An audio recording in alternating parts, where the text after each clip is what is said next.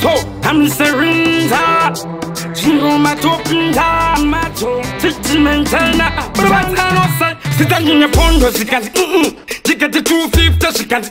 Chakari toli husa kweti mapondi. Laka wome samsoro vachiti tondi. Apiti jaire. Tifile bonyo. Jiniwani we kwimba sombonyo. Likati njipeos kati no. Wachaya zikuru vane pondo. Wacha. Idi here makakwitelu lakunesuwa mwezuwa nudakula bulishula. Mati dofanye lakandine ngura mujitila kumapinyi ndipo kwa ninoponera. Mabakukwitelu lakunesuwa mwezuwa nudakula bulishula. Mati dofanye lakandine ngura mujitila kumapinyi ndipo kwa ninoponera. Masiakenga twakintora chingwa etanu shatuntora. Chakamboitika ndiyani yastora. Amiseti darotino kwa rampora. What goes around it comes around. Listen mapondi moisa mapound. Nakuona shachinya panoro wachiround. Umila kutitingira mapenda mtaundi. Wanta idi here makakwitelu lakunesuwa mwezuwa nudakula bulishula. Mati dofanye lakandine ngura mujitila kumapinyi ndipo kwa ninoponera.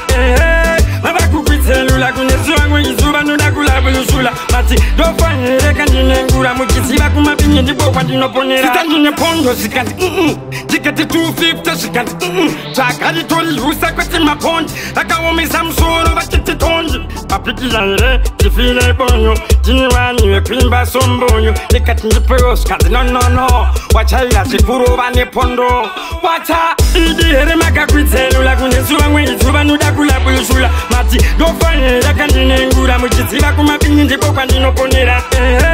Mabakukwitelu lakunesuwa mwezuwa nudakula bulishula. Mati dofanye lakandine ngura mujitila kumapinyi ndipo kwa ninoponera. Masiakenga twakintora chingwa etanu shatuntora. Chakamboitika ndiyani yastora.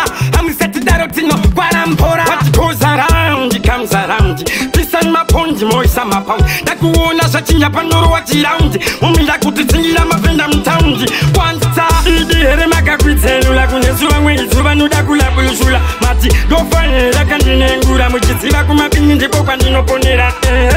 Mabakukwitelu lakunesuwa mwezuwa nudakula bulishula. Mati dofanye lakandine ngura mujitila kumapinyi ndipo kwa ninoponera. Idi here makakwitelu lakunesuwa mwezuwa nudakula bulishula. Mati dofanye lakandine ngura mujitila kumapinyi ndipo kwa ninoponera. Mabakukwitelu lakunesuwa mwezuwa nudakula bulishula. Mati dofanye lakandine ngura mujitila kumapinyi ndipo kwa ninoponera.